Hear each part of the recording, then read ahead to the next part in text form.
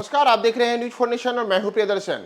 बिहार में तीसरे चरण के चुनाव को लेकर के आज 5 संसदीय सीटों पर जो चुनाव हो रहा है, इसमें मधेपुरा संसदीय सीट पर जोरदार मुकाबला देखने को मिल रहा है और यहां सुबह 7 बजे से ही मतदाताओं की लंबी कतार अलग अलग मतदान केंद्रों पर देखने को मिल रही है। दरअसल मधेपुरा जिस सीट को लेकर के कहा जाता है कि रोम पोप का और मधेपुरा गोप का, यानी कि मधेपुरा में जो भी जीतेगा वह यादव जाति से ही जीतेगा, तो इस बार किस यादव के सिर पर जीत का सेहरा सजेगा, इस सेहरे को सजाने के लिए सुबह से ही मतदाताओं की लंबी कतार मधेपुरा में देखने को मिल रही है। दरअसल अगर आप देखें, जो हम आपको वीडियोस दिखा रहे हैं, ये मधेपुरा से सीधी तस्वीरें हैं, जहां आज सुबह सुबह बड़ी संख्या में लोग मतदान करने के लिए आए हैं, चाहे स्त्री हो, पुरुष हो या पहली बार के वोटर्स हो या फिर बुजुर्ग मतदाता हो। तमाम लोगों में मतदान को लेकर के अच्छा खासा उत्साह देखने को मिल रहा है और बड़े स्तर पर लोग मतदान केंद्रों पर आकर के मतदान कर रहे हैं। जैसा मैंने आपको बताया कि मधेपुरा को लेकर के एक आम धारणा है, और धारणा ही नहीं है बल्कि मधेपुरा में जो तमाम सामाजिक स्थितियां हैं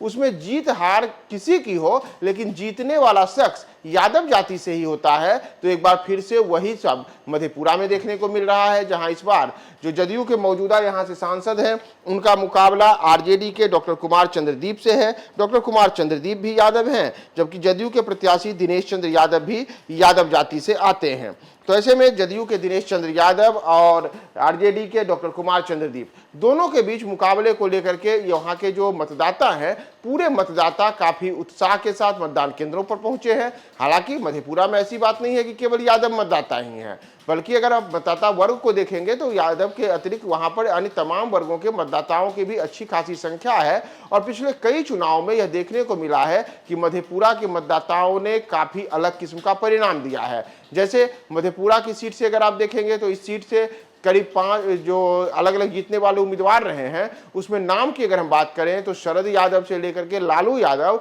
और पप्पू यादव जैसे ख्याति नाम वाले लोग यहां से चुनाव जीत करके गए हैं और राष्ट्रीय स्तर पर अपनी पहचान बनाए हैं। तो मधेपुरा की राष्ट्रीय पहचान रही है। वर्ष 1968 में भी यहां से जब बीपी मंडल ने लोकसभा का चुनाव जीता था, तो उन्हीं बीपी मंडल ने बाद में उनकी सिफारिशों पर मंडल कमीशन के आयोग की जो सिफारिशें लागू हुई तो देश में ओबीसी के लिए आरक्षण का प्रावधान आया। तो मधेपुरा एक काफी ऐतिहासिक स्थान के और राजनीतिक तौर पर कहें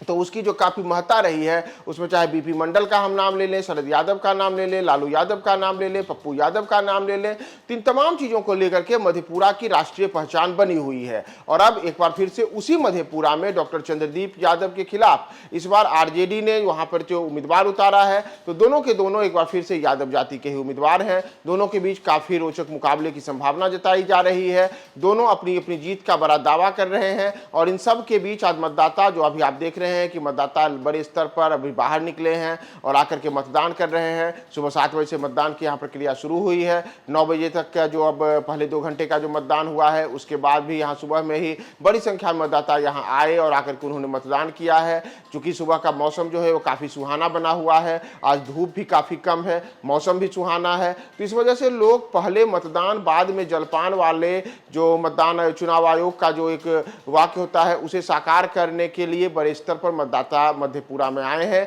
और मधेपुरा में अब जीत हार का फैसला आज मतदान के बाद मतदाता तय करेंगे। तो ऐसे में देखना महत्वपूर्ण होगा कि मधेपुरा में निशान जो जीत का निशाना है वह तीर का लगता है, या मधेपुरा में लालटेन जलता है, या फिर मधेपुरा में जो अन्य तमाम प्रत्याशी हैं उन सब के बीच में कोई ऐसा फैसला मतदाता देते हैं जो कि चौंकाने वाला रहता है। हालांकि यह तय है कि मधेपुरा में मुकाबला मुख्य रूप से जदयू और राजद के बीच ही है। अब मतदाताओं की बारी है कि मतदाता यहाँ आज अपना अंतिम फैसला क्या सुनाते हैं, जिसका परिणाम 4 जून को आएगा। लेकिन उसके पहले आज दिन भर पूरे मधेपुरा में और क्या क्या गतिविधियां रहती हैं, मतदान किस तरीके से आगे बढ़ता है, स्त्री पुरुष मतदाताओं में मतदान को लेकर के किस प्रकार